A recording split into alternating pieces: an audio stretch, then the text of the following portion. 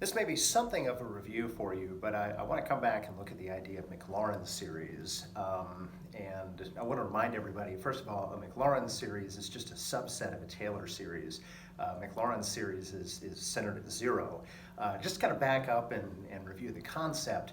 Remember, the idea here is that you're taking a function that's not a polynomial function, and you're trying to create a polynomial that will mimic that function at least for values that are close to some particular value of x. Okay, again, for MacLaurin series, you're doing this around zero. For the more general Taylor series, it can be for any values. So technically, MacLaurin series is just a Taylor series centered at zero. I don't think they normally use the term MacLaurin series on the AP exam. You'll just be centered at zero is all that's going to end up happening there. So the concept here, for example, e to the x is not a polynomial. And what I'm essentially trying to do here is I'm trying to say, hey, could I make a polynomial function that behaves kind of like e to the x? Okay, so a couple of different things here. Number one, the polynomial function that I create needs to have the same functional value as e to the 0 power. And the interesting thing here is e to the 0, of course, is anything to the 0 power is just equal to 1. Okay, so I want this statement over here to work out to be equal to 1 for an x value of 0. But take a look what happens. When this is 0, and this is 0, and this is 0, and so on, all of those infinitely many powers of x are all going to disappear. And you're just going to be left with c naught needing to equal, so all of this is going to go away. We're just going to end up with c naught needing to equal 1, which tells us that our c naught value is 1. I could actually go ahead and fill that in if I wanted to. I'll write that in purple above that. Okay. The follow-up idea here is my function needs to be curved the same way. It needs to be sloped the same way at x equals 0 as the e to the x function. Okay, so in other words, the derivative needs to be equal to, so what I really showed here was that f of 0 needed to be 1, and I figured out what c value would make that happen. Now the derivative at 0, well, the derivative of e to the x is still e to the x. E to the 0 power is still 1, okay? So the derivative of this function at 0 needs to be 1, okay? Well, if I take the derivative of this function here, f prime of x, derivative of a constant 0, okay, if you apply the power rule here, we are substituting, we're not substituting in there, it's just a power rule, right? So 1 times c sub 1, drop the power by 1, it's just going to be c sub 1, okay? 2 times c sub 2, that's going to be 2 c sub 2 x plus 3 c sub 3 x squared plus 4 c sub 4 x to the third, and so on, okay? So the derivative when x is equal to 0 needs to be 1. Well, again, if x is equal to 0, all of this is going to go away, and what we're going to be left with here is when x is equal to 0, the derivative needs to be equal to 1. Well, so this all goes away. That's going to leave me with c sub 1 needing to equal 1, okay? So you start looking at this, and for those of you who like to jump the gun, you're thinking, well, okay, I see how this works. C sub 0 and c sub 1 and c sub 2 and c sub 3 and so on. They're all just going to be 1, right? Wrong. If you continue with this, so the concavity of the graph also needs to be the same at x equals 0. So the second derivative needs to be the same value as the second derivative of the e to the x function. Okay, second derivative of the e to the x function is still e to the x, very convenient, and e to the 0 is still equal to 1. Okay, so you can take your second derivative here, f double prime of x is equal to, the constant goes away, power rule. I'm actually going to write this as 1 times 2 c sub 2, that's going to be x to the 0, plus, I'm going to write this as 2 times 3 c sub 3 x to the first. I'm going to write this as 3 times 4 c sub 4 x squared, okay, and that pattern would continue if we need to take that out a little bit farther. Actually, let's go a step further. That would be plus, that would be 4 times 5 c sub 5 x to the third if we were going to go there. All right, Same kind of thing here. When x is equal to 0, the second derivative needs to be 1. Well, when this is equal to 0, this goes away, and this goes away, and this goes away. And we're just left with this, but notice it's no longer just a c sub 2. It's a 1 times 2 times c sub 2. Needs to equal a second derivative of 1. So 1 times 2 times c sub 2 needs to equal 1. That means c sub 2 is 1 over 1 times 2, which of course is just 1/2. Okay? So for the first time, our constant value is not 1. Okay, and that's kind of important to note. So this pattern is going to continue, and you can keep doing this for a very long time. Just to do this as quickly as possible, the third derivative of e to the x at 0 would also be 1. The third derivative here would be constant goes away. You're going to have 1 times 2 times 3 times c sub 3 plus 2 times 3 times 4 times c sub 4x plus 3 times 4 times 5 times c sub 5x squared. Okay, we're subbing in 0, whole thing needs to equal 1. This is going to go away, that's going to go away, and so on, all going to go away. So 1 times 2 times 3 times c sub 3 is going to need to equal a third derivative of 1.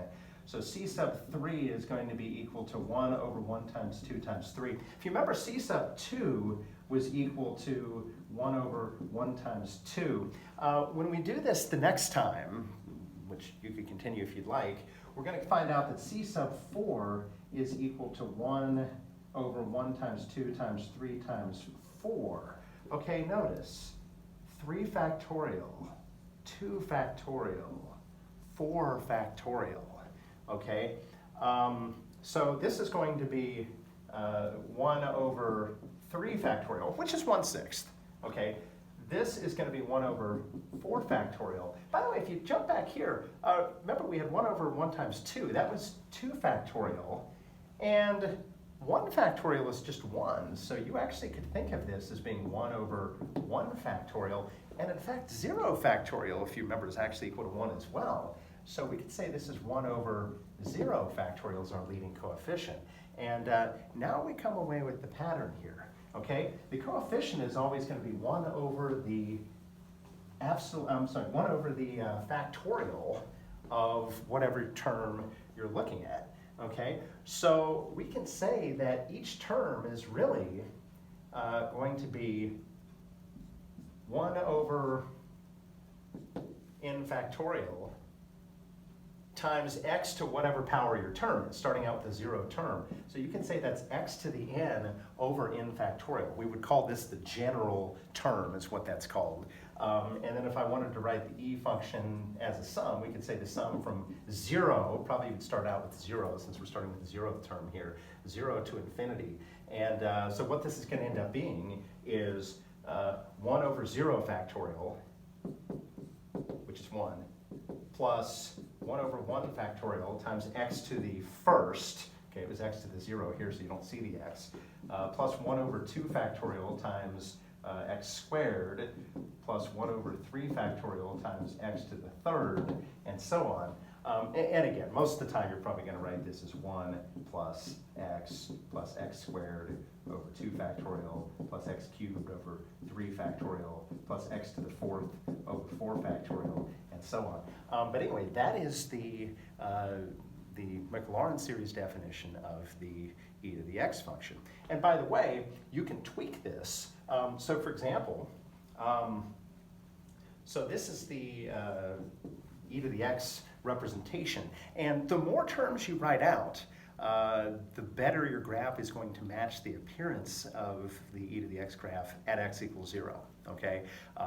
It will get better and better as you go farther and farther out. Now, if you get far away from 0, like if you go out to 1 or 2 or -2 or something like that, the graph's going to look nothing like e to the x, okay? It's only going to mimic the e to the x function near values of 0. That's why we say it's centered at 0. And in fact, if you graph, like for example, if you just write out these terms and you graph it, and you graph it in comparison to the e to the x function, you'll see near 0, they look real similar. And the more terms you go out, they look more similar. But again, nothing for values that are not near 1, This is not a good way to predict. But like if you wanted to predict like e to the 0.1 power, for example, and you put 0.1 in, even just out to the fourth term, you would get a pretty accurate estimate of what e to the 0.1 power is. And in fact, back in the day, pre-calculator, this approach was sometimes used to help people approximate decimal values of things like trig functions or e functions. Anyway, a couple of other things here real quickly. You can represent other series by tweaking the statement. For example, if I wanted to do e to the x squared, you would just be substituting in x squared into the original function. So that would be, let's just look at this here.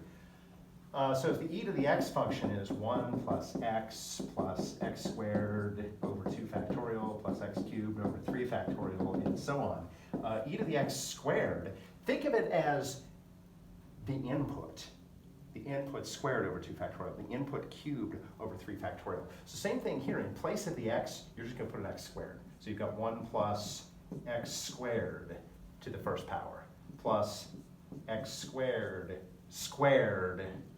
over 2 factorial plus x squared in place of x cubed to the 3 factorial power. And in fact, in your general statement there, if you remember, our general statement was x to the n over n factorial.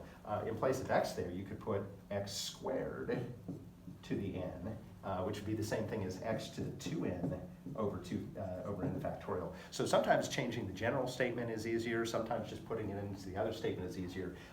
You know, if I wanted 5 e to the x squared, I could take all this and multiply by 5. So that would be 5 plus 5x squared plus 5x to the 4th over 2 factorial plus 5x to the 6th over 3 factorial, and so on and so forth. So it can't work out very nicely. Be careful. If you had a negative x, for example, you would get alternating signs, positive and negative, depending on whether or not you had odd powers or even powers. So there are all kinds of ways that you can tweak these things.